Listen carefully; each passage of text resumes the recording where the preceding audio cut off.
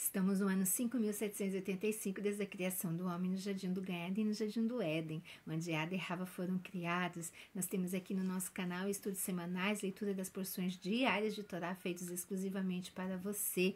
Se você está aqui pela primeira vez, muito bem-vindo e muito obrigado pela tua companhia aqui. E eu já te faço um convite desde o início agora. Fica comigo até o finalzinho e se você gostou, se o Eterno falou ao teu coração, se tu aprendeu algo, você gostou do canal e moveu o teu coração, vai lá, se inscreva no canal, curta, compartilha, comenta com alguém, seja mais uma luz aí brilhando em meias trevas, que o Eterno te abençoe. Muito obrigada e vamos juntos, porque juntos somos mais fortes.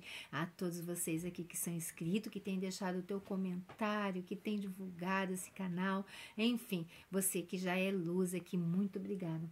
Meu beijo, meu carinho, meu abraço a todos vocês que seguimos junto aí, já estamos quase chegando no final da nossa semana, né? Mas ainda tem muito que o Eterno tratar conosco nas duas últimas lições desta semana, né? Hoje nós vamos para a quinta porção aqui da leitura da Parashá aqui, né? A porção da Parashá Nassô e o Narashaves aqui no Torá e Prosa. Vamos juntos então, juntos de leitura da Parashá, 35ª Parashá Nassô. Fazei uma contagem, né? É a Parashá do censo do nosso povo.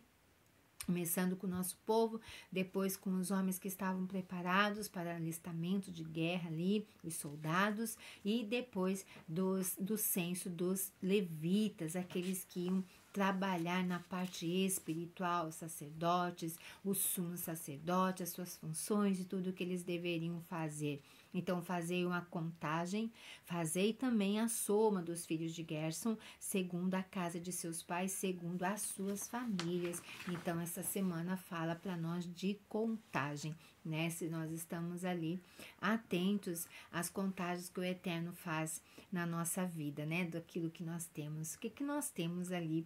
Quais são as nossas habilidades que nós podemos, com elas, servir ao Eterno? Você conhece as tuas habilidades? Você sabe daquilo ali? Às vezes diz, não, mas eu não tenho nenhuma. Tem sim. O Eterno nos fez e cada ser humano que Ele fez, que Ele criou, Ele deu uma habilidade para a sua sobrevivência. Você sabia que o teu sucesso, a tua riqueza está na tua habilidade? Sabia? É bom que você comece a amadurecer aí, né? Pensando qual é a tua maior habilidade. Às vezes você diz, mas eu amo tanto fazer tal coisa. Não, mas às vezes você precisa prestar bem atenção. O que as pessoas dizem sobre as tuas habilidades? Às vezes uma pessoa diz assim, nossa, eu gostei muito, como você fez bem feito esse serviço? Nossa, como eu gostei. Daqui a pouco chega uma outra pessoa de outro lugar. Nossa, como eu gostei, como você fez bem esse teu trabalho. Aí você começa a prestar atenção. Deve ser aqui a minha habilidade. Descubra. Se você não sabe, descubra qual é a tua habilidade. Depois volta aqui no canal e digita para mim e escreve aí qual é a tua habilidade. Diz para mim de onde você está falando, quem é você, quero te conhecer. É tão bom caminharmos juntos, né, com outros. É muito difícil andar sozinho, é muito bom nós caminharmos com outros, né, que têm a mesma fé, o mesmo amor pelo Eterno.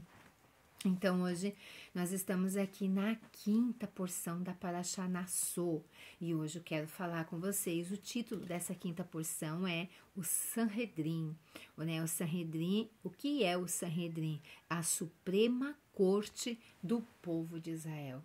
Olha só como o Eterno cuida de todos os detalhes na formação de uma nação. Então, o Sanhedrin é a suprema corte do povo Yehudim. Ele é constituído de juízes e guardas que são designados para ti, em cada uma de tuas tribos, em todas as tuas cidades que o Eterno teu Elohim te der, para que julguem o povo com reto juízo. E isso nós encontramos no livro de Devarim, capítulo 16, versículo 18. Devarim é o livro de Deuteronômio. Quando o Eterno outorga a Torá ao nosso povo lá no Sinai, né, na nossa festa de Shavuot dessa semana, a outorga da Torá no Monte Sinai, a entrega da Torá no Monte Sinai, ele ordenou constituir um sistema de tribunais para preservar a justiça e executá-la segundo as leis que ele transmitira a Moshe. Essas cortes jurídicas deveriam ter autoridades abrangentes, abarcando todas as facetas da legislação judaica, quer fossem de teor civil, criminal ou religioso. Era sua missão manter e ensinar o judaísmo e, sempre que necessário, julgar os atos de homens perante Elohim e, sobretudo, perante seu semelhante. A dicotomia existente entre a legislação civil e a religiosa na maioria dos países e sociedades inexistentes na Torá. Toda e qualquer matéria sobre a lei judaica é regida pelos mandamentos divinos, encontrados em detalhes na Torá escrita ou esmiuçados em todas as suas interpretações pela Torá oral. Essas leis foram ministradas por Elohim e Moshe ao pé do Sinai e posteriormente transmitidas sem interrupção pelos sábios de geração em geração. Então, todas as leis existentes, seja civil, seja criminal ou religiosas, estão baseadas em Torá, né? E esmiuçadas ali dentro pelos nossos sábios, dentro de Torá e passada e repassada de geração a geração. Por isso que até hoje nós a conhecemos.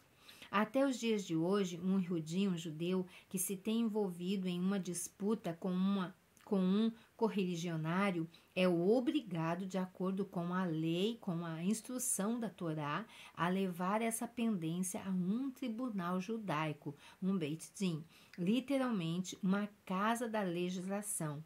É vedado a um Yehudi encaminhar a sua reivindicação a um tribunal secular ou não judeu, a não ser que, tendo primeiramente apresentado seu caso a um tribunal judeu, a parte oponente a isto se recuse. Maimonides escreveu que aquele que desafia esse preceito judaico o tramita a sua queixa em uma corte de justiça laica ou secular, é considerado como tendo blasfemado e atacado a Torá, pois assim agir deu provas de desdenhar as leis promulgadas por ele. Desnecessário mencionar, mas é proibido um judeu relatar outro judeu às autoridades para ser julgado por uma corte não judaica. Então, qualquer problema que nós tivermos um judeu com outro judeu é para ser estabelecido perante a lei judaica e não a lei de outra legislação laica. Na lei judaica, então, aliás, é desnecessário mencionar, mas é proibido um judeu delatar outro judeu às autoridades que não sejam judaicas. Um Beit Din consiste de um grupo de juízes que ouvem os casos e proferem a sua sentença. Na lei judaica, não há uma figura de júri. São os próprios juízes que interrogam os testemunhas, analisam as evidências e questões relativas ao caso, para então aplicar o veredito e preferir a sentença. Quando há desacordo entre os juízes, prevalece a maioria simples. No entanto, em épocas ancestrais, quando as cortes judaicas julgavam um caso capital, era necessária uma maioria de no mínimo 2 juízes para sentenciar o réu, que o réu ele era culpado. Mas qual é a composição e a estrutura de um Sanhedrin? Na lei judaica, há 3 instâncias nos tribunais, cada qual com jurisdição sobre determinadas especialidades. Esses níveis são diferenciados pelo número de juízes que compõem o tribunal e também pelo grau de conhecimento dos mesmos sobre os assuntos da Torá, bem como os seus atributos pessoais de sabedoria, os dons e as habilidades. O nível mais baixo dos tribunais judaicos, o único que ainda funciona em nossos dias, é composto por 3 juízes. Esta classe de tribunal, conhecido simplesmente como Beit Din, ocupa-se geralmente de demandas pecuniárias, empréstimos, furtos, dano a propriedades e ao indivíduo. A instância intermediária, que deixou de existir há quase 2 milênios, era tomada era formada por 23 juízes e conhecida como Sanhedrin Ktna, Sanhedrin inferior. Essas cortes examinavam casos capitais. As leis que regiam o julgamento de um crime grave, sujeito à pena capital, eram extremamente complexas e se tomavam todas as precauções para evitar uma aplicação indevida na força da lei. Os processos sempre pesavam a favor do acusado, pois a lei judaica dificultava muito, de fato quase impedia que uma pessoa fosse sentenciada à morte. No entanto, se alguém fosse condenado à morte pelo Sanhedrin Ktna, não havia o recurso de apelação, uma vez que pronunciado um veredito de culpa, procedia-se à execução imediata da sentença. A razão para tal era poupar o condenado da angústia da espera dia após dia até o momento de sua inevitável execução. Em toda a história judaica, raramente sentenciaram-se pessoas à morte. Nos casos em que isso ocorreu, a intenção era preservar a integridade da sociedade judaica ou corrigir uma grande maldade cometida. Ademais, o Talmud e o misticismo judaico ensinam que até mesmo o castigo capital tinha objetivo humanitário, a execução do autor de um crime passível a sua alma e, portanto, permitia que merecesse participar do mundo vindouro. Na tradição judaica, a vida humana tem valor inestimável, e quando os sábios que compunham o Sanhedrin deviam condenar alguém à morte, faziam-no com profunda apreensão e coração pesado. Comenta o Talmud que o tribunal que pronuncia uma pena capital uma única vez em 7 anos e, segundo os mesmos sábios, uma única vez em 70 anos, era considerado um tribunal destrutivo. O Rabi Akiva declarou que, se dependesse dele, nenhum ser humano jamais seria executado. A terceira e mais alta das cortes do sistema jurídico judaico era o tribunal composto por 71 juízes, dentre os maiores sábios de Israel, e era conhecido como o Grande Sanhedrin. O primeiro grande sinédrio foi convocado no deserto do Sinai e era encabeçado por Moshe Rabbeinu. A partir de então, o principal juiz do Sanhedrin assumiu o título oficial de Rosh HaYeshivá, presidente da Assembleia. Mais tarde passaram a se referir a essa personalidade como Nassi, o príncipe. Em matéria pertinente à lei e à justiça judaica, o Nassi era o líder do fato do povo Yehudim. Era invalidada qualquer sentença pronunciada pelo Sanhedrin sem a presença de um Nassi. O juiz, que ocupava o segundo lugar nessa hierarquia, tinha a função de assistente do Nassi e era conhecido como o Av Beit Din, o pai da corte rabínica. O grande Sanhedrin examinava crimes capitais que estavam além da jurisdição da corte inferior, e se porventura um caso não pudesse ser julgado adequadamente pelas demais cortes, era também transferido para a Corte Suprema. Esta tinha a responsabilidade de julgar os casos mais chocantes e notórios, como os que diziam respeito a um falso profeta ou uma cidade inteira que se tivessem subvertido a idolatria. Se o Kohen Gadol pronunciava sobre as questões que afetassem todo o povo Yehudim, como a indicação de um rei ou sumo sacerdote, a demarcação do calendário judaico, uma declaração de guerra e a nomeação dos juízes do Sanhedrin inferior. As suas sentenças vinculavam todas as tribunais inferiores e somente podiam ser revogados por outra decisão judicial do grande Sanhedrin. Se algum juiz se recusasse a aceitar a sentença desse tribunal máximo e de público continuasse a aplicar a sua opinião contrária, era passível de condenação à morte.